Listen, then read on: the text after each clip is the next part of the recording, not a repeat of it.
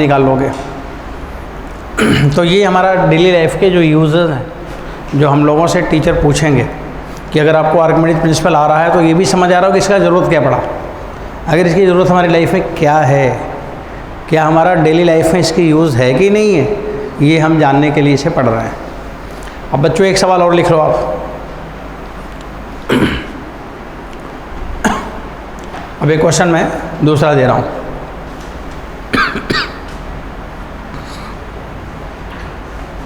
ये नोट हो गया।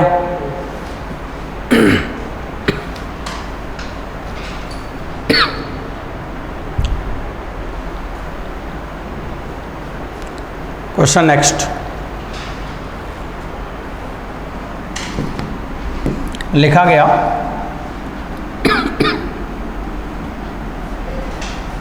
मास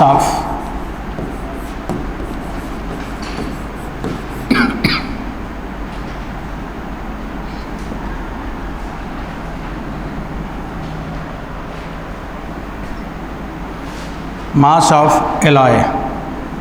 एलॉय मतलब 2 मीटर से बना है।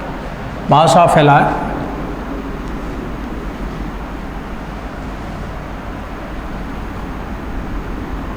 By metal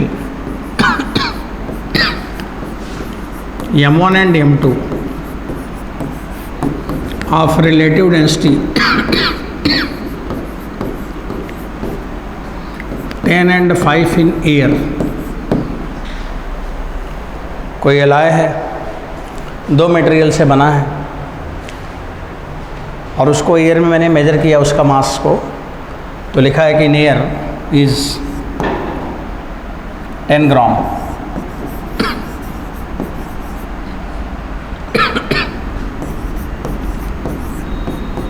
and in water is 8.7 gram. Then find mass of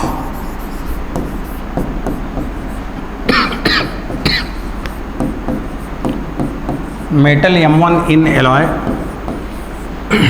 and metal M2 in alloy।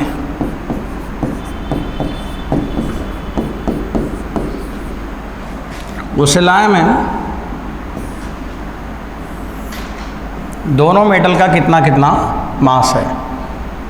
Metal M1 भी पूछा है, मेटल M2 भी पूछा है। अब जैसे मान लो कि हमने किसी ज्वेलर को बोला कि मेरे को गोल्ड और सिल्वर से बना के एक कोई ज्वेलरी लाओ। अब गोल्ड और सिल्वर के दाम तो अलग अलग हैं, बहुत अंतर है। अब मैंने उससे बोला कि गोल्ड होना चाहिए 10 और सिल्वर होना चाहिए 1, मतलब रेशियो क्या होना चाहिए 10:1। अब इसके हिसाब से मैंने उसको पैसा फाइनल किया कि चलो 2.5 लाख का बन रहा है। अब वो मेरे को ला के देगा। अब मान लो कि उल्टा करके दे, अगर मान लो ये उल्टा कर दे तो जो 2.5 लाख का है वो 20,000 का हो गया। हाँ, अब वो 20,000 का हो गया, तो हम कैसे समझेंगे कि वो मेरे को सही दे रहा है कि गलत दे रहा है? ये ज़रूरी है ना जानना। आप कैसे समझ पाएंगे कि वो सही दे रहा है कि गलत दे रहा है? अब वो तो जो बोलेगा आपको मानना पड़ेगा। इसीलिए ज्ञान होना चाहिए। अगर अब मेरे को कोई बोलेगा तो मैं बोलेगा तुम थोड़ा बैठो, मैं बता रहा हूँ तुम कितना कितना इसमें मिलाया है। इसके बाद फिर उसको दोबारा मैंने हिसाब बना के दे दूँगा कि तुम्हारा इतना पैसा हुआ, इतना तो हुआ नहीं। अब बच्चों ये मेरे को जानना है कि उस एलॉय में कितना ग्राम मेटल M1 है और कितना ग्राम मेटल M2 है, तो कितना कितना रुपए का हुआ तो जोड़ के दे दोगे कि नहीं साहब? अब उसकी बात तो हम नहीं मानेंगे ना। अब हमें ये सवाल लगानी है कि mass of alloy by metal M1 and M2, metal का दोनों का रिलेटिव डेंसिटी दे दिया है। एयर में 10 ग्राम है, जब ले आया तो 10 ग्राम था, 1 तोला था हवा में। इसके बाद मैंने उसको पानी में डाल दिया, ये पानी में तौला तो कितना आ गया 8.7 ग्राम। इसके बाद पेन पेंसिल लेके बैठ गया, कापी पेन, और इसके बाद कैलकुलेशन करके उसको हमने बताया कि देखो तुमने इतना मेटल 1 मिलाया है, इतना मेटल 2 मिलाया है और इतना पैसा हुआ, लेना है लेके जाओ, नहीं यहाँ से भाग जाओ, दिखाई भी मत देना। इसका मतलब हम समझ गए कि ये है। तो बच्चों ये सवाल है मेरे को, मिक्सचर में मेटल को कैसे निकालेंगे। तो सवाल का आइडिया लग रहा है कि हम क्या करने जा रहे हैं। ठीक है, अब आप इसे लिख लो तो मैं लगा दूँ।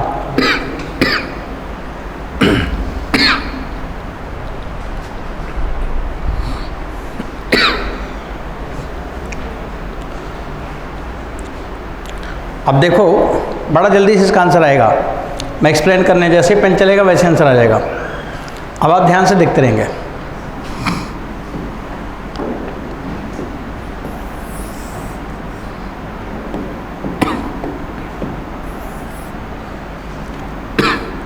बच्चों सुनो,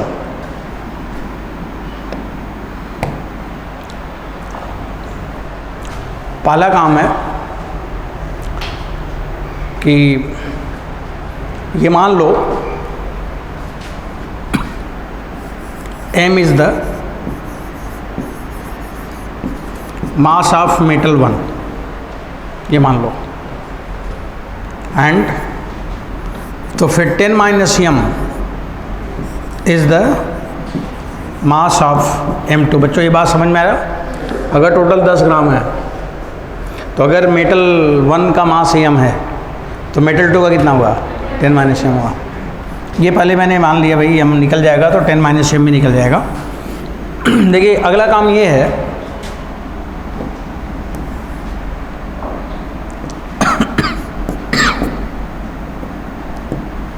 अगला काम है बच्चों वॉल्यूम ऑफ बॉडी निकालना, बॉडी का वॉल्यूम निकालना। अब वॉल्यूम ऑफ बॉडी कैसे निकलेगा? लॉस इन वेट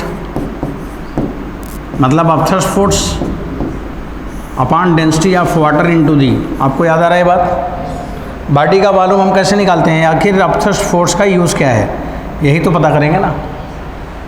तो loss in weight upon volume into density into g बराबर अपथ्रस्ट फोर्स। तो लॉस इन वेट अपॉन ये हुआ, कितना वेट मिला?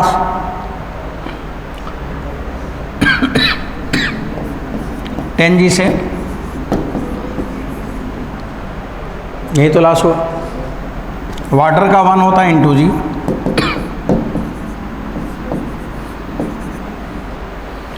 मेरे को ये पता चल गया कि उसका वॉल्यूम कितना है जो ऑर्नामेंट बना है। अब ऑर्नामेंट भी देखिए जो बनते हैं वो कैसे होते हैं डिजाइन का, उसका वॉल्यूम निकालना आसान है। हाँ, ना सिलेंडर समझ में आ रहा है, ना क्यूब समझ में आ रहा है, ना कैसे समझ में आ रहा है, वो कैसे कैसे टेढ़ा मेढ़ा बनाया रहता है, उसका वॉल्यूम निकालना बड़ा मुश्किल है कि नहीं। लेकिन हम उसको कैसे निकालेंगे? पानी में डाल देंगे, निकल जाएगा। देखो निकल गया कि नहीं निकल गया। अब मेरे को पता चल गया कि कुछ इसमें जो भी लोहा लकड़ लगाया है, जितना भी चीज़ लगाया है, उसका कुल वॉल्यूम इतना ही है। वॉल्यूम मेरे को पता चल गया। तो बच्चों इसमें 2 मेटल है, पहले का भी मेटल और दूसरे का भी, दोनों का वॉल्यूम का सम कितना है? 1.3। अगर कुछ माइनस वाइनस होगा तो कोई वैल्यू चेंज करेंगे, थोड़ा वेट करिएगा, रुके रहिएगा। अब वॉल्यूम पहले में कितना है?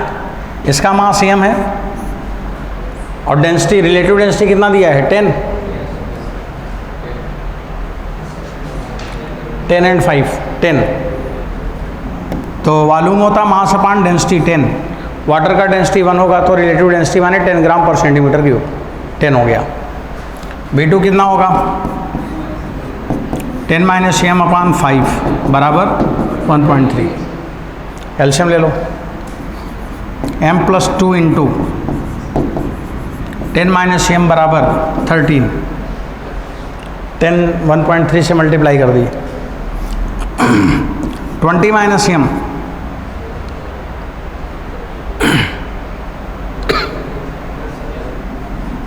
20 minus 2m plus m minus m हो गया बराबर 13।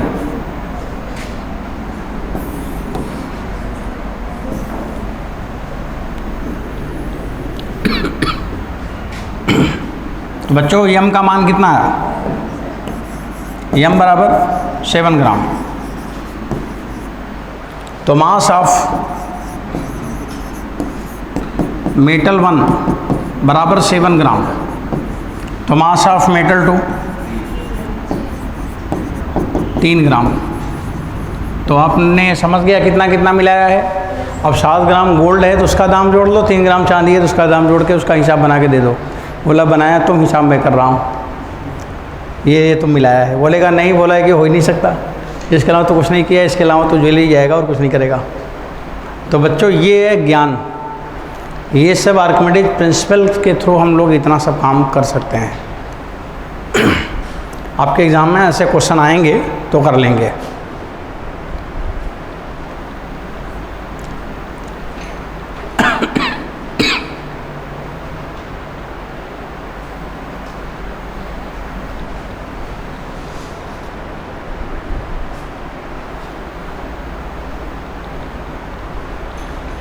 अब आपको एक सवाल और देते हैं।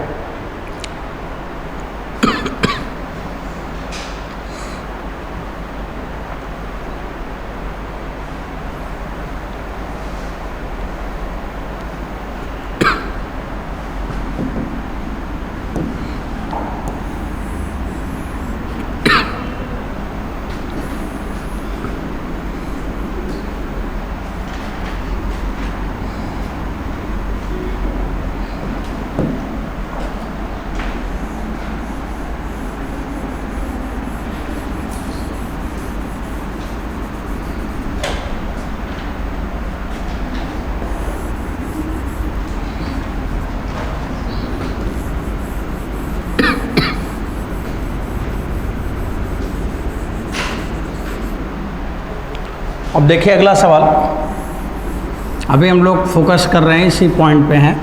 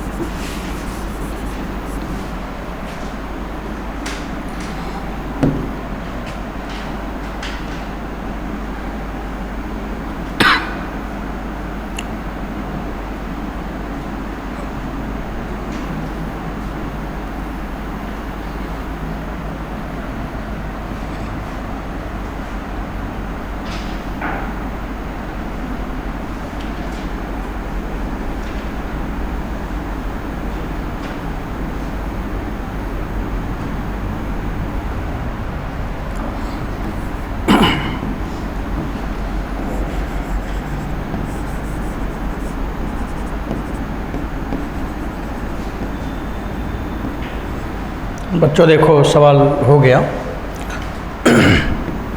ये जो आदमी है वोट में, बोट वही है, एक ही बोट है, एक ही आदमी भी है, उसी को दो डिफरेंट प्लेस पे दिखा जा रहा है।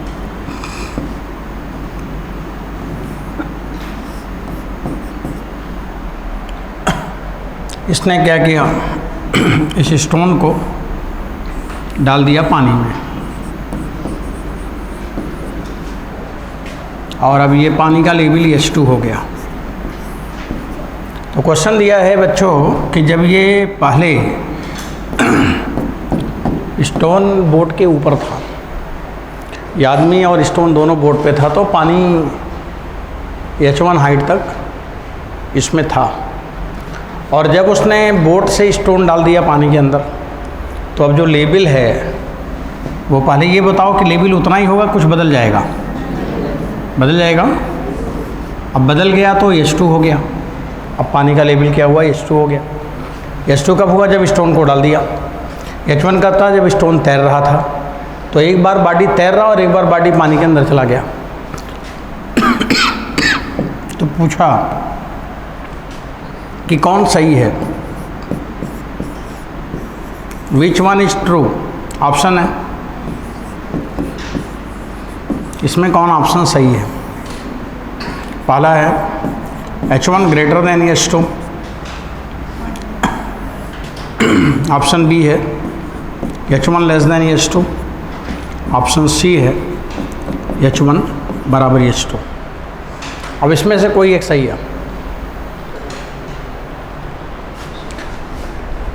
या तो H1 ज़्यादा होगा, या तो H2 ज़्यादा होगा, या तो दोनों बराबर होगा।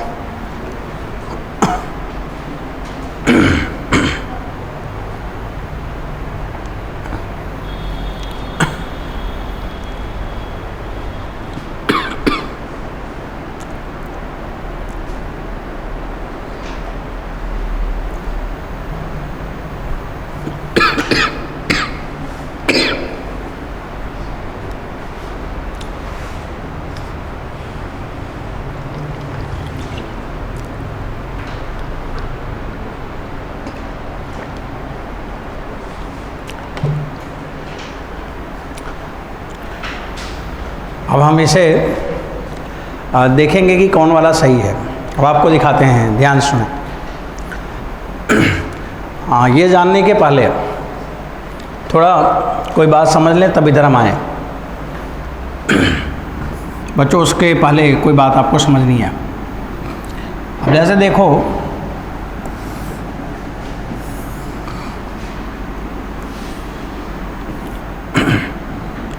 अब कोई बॉडी है, मान लो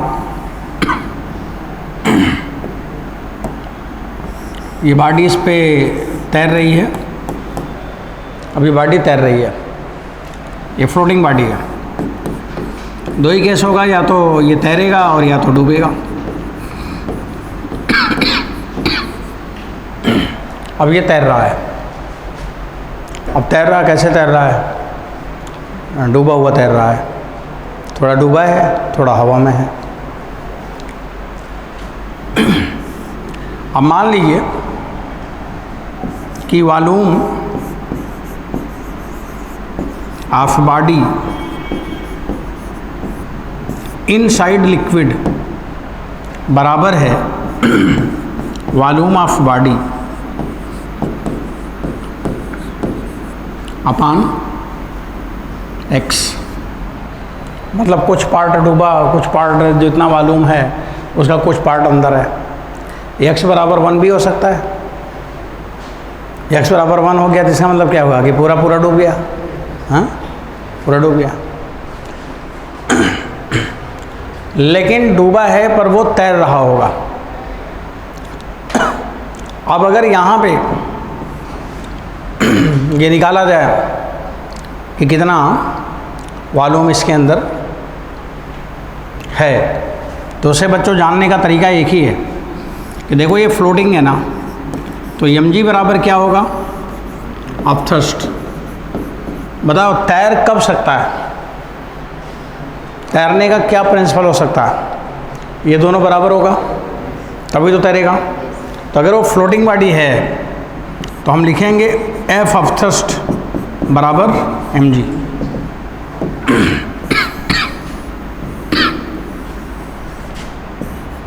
ये लिखेंगे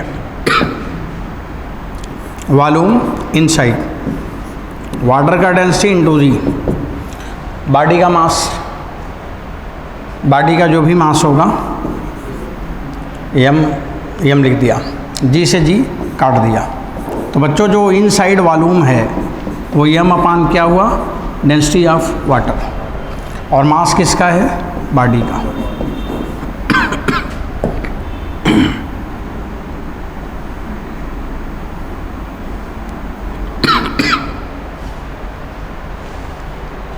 अगर ये पूछा जाए कि कितना वॉल्यूम इसके अंदर है, तो वॉल्यूम कितना अंदर है उसको आप निकाल सकते हैं, बॉडी के मास में वाटर के डेंसिटी से डिवाइड कर दो, या जिस भी मीडियम में वो तैर रहा है उस मीडियम के डेंसिटी से डिवाइड करो, तो एक फ्लोटिंग बॉडी की बात हो जाएगी। अब ये इनसाइड वॉल्यूम आ गया, तो कितना पार्ट उसमें है वो भी निकल सकता है। बॉडी का वॉल्यूम में हम यक्स का मान निकाल सकते हैं, कितना वो डूबा है, कितना तैरा है, सब पता चल जाएगा। तो खैर ये वी इन आया, तो वॉल्यूम इन है क्या बच्चों, ये है क्या, वेट ऑफ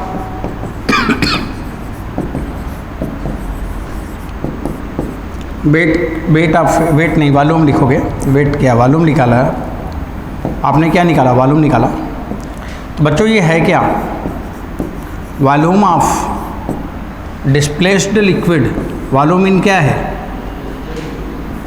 बॉडी जितना लिक्विड के अंदर डूबेगा उतना लिक्विड क्या होगा, डिस्प्लेस हो जाएगा।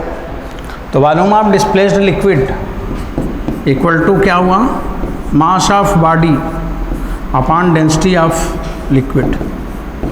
अगर वाटर है तो वाटर लिखना, लिक्विड है तो लिक्विड लिखना, जो भी लिखा जाए।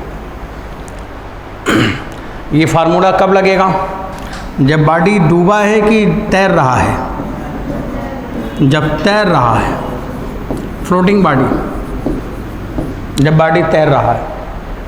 तो बच्चों तैर रहा है तो बॉडी का तो मास होगा, लेकिन डेंसिटी किसका होगा, लिक्विड का। अब देखिए दूसरा कहानी सुनिए आप, दूसरी बात छोटे में यहाँ पे समझाते हैं आपको। जैसे मान लो इस कंटेनर में लिक्विड है और ये बॉडी इसमें डूब गया, वही एम मास का बॉडी डूब गया, अबे तैर नहीं रहा ना, डूब गया है, ये फ्लोटिंग बॉडी नहीं है, अब बॉडी इसके अंदर डूब गया है, डूब गया है इसके अंदर जाके, और डूबा हुआ तैर भी नहीं रहा बल्कि ये डूब गया है। अगर ये डूब गया है तब वॉल्यूम ऑफ डिस्प्लेस्ड लिक्विड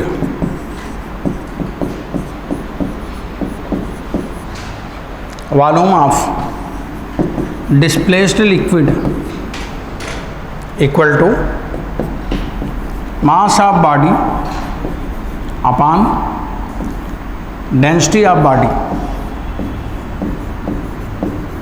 बच्चों ये वॉल्यूम ऑफ डिस्प्लेस्ड लिक्विड अब कितना होगा, अगर ये डूब गया है तो कितना डिस्प्लेस करेगा भाई, जितना इसका वॉल्यूम होगा ना अपने वॉल्यूम के बराबर डिस्प्लेस करेगा कि नहीं।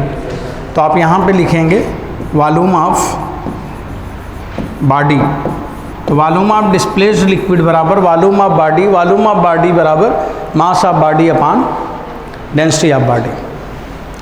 तो देखो दोनों में क्या अंतर है बच्चों, दोनों में आपके मन में कोई डिफरेंस समझ में आ रहा है इन दोनों में।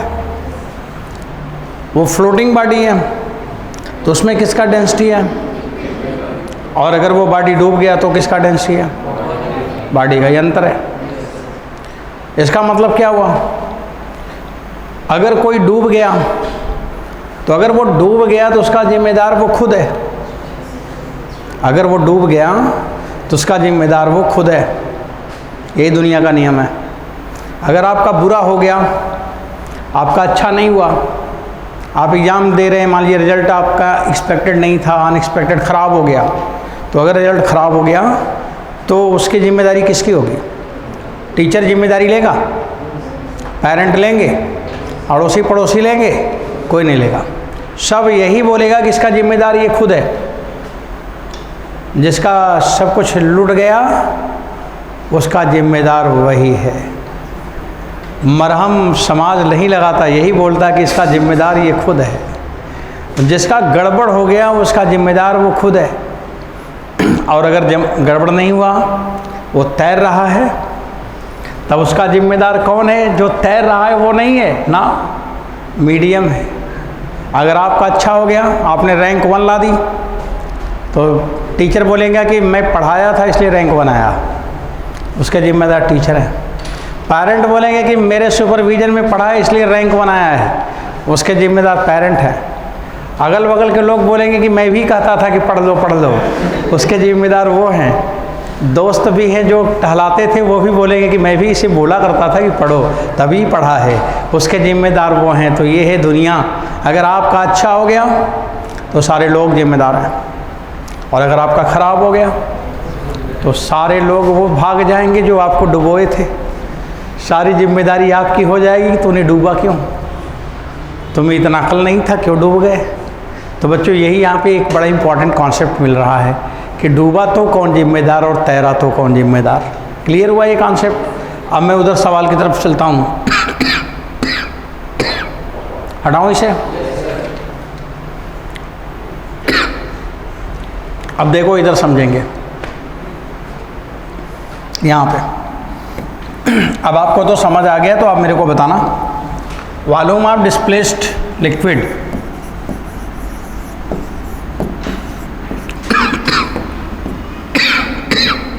आप समझ के बोलो बच्चों। Volume of displaced liquid V initial, कितना लिक्विड डिस्प्लेस हुआ।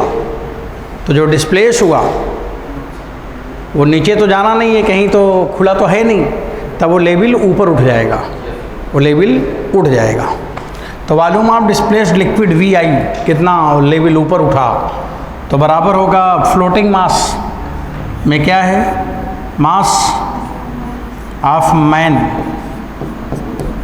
Plus boat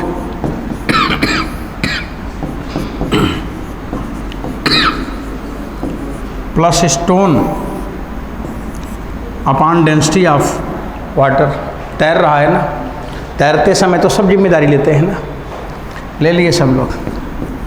a mass of man plus boat upon density of water,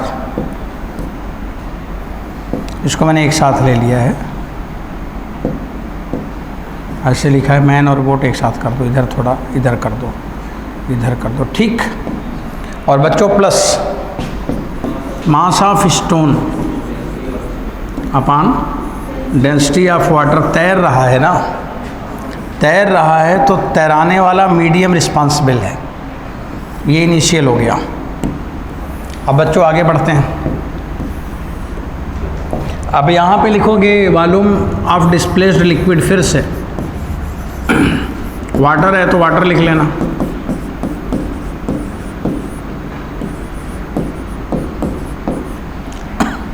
यहाँ भी वाटर ही लिख लो।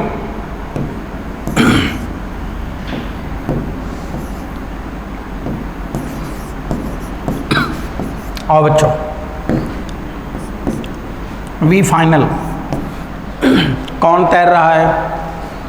अभी भी तैर रहा है, मैन भी तैर रहा है और बोट भी तैर रहा है। और जो तैर रहा उसका जिम्मेदार तो अभी भी वाटर है, लेकिन जो डूब गया उसका जिम्मेदार अब वो खुद हो गया जो डूब गया।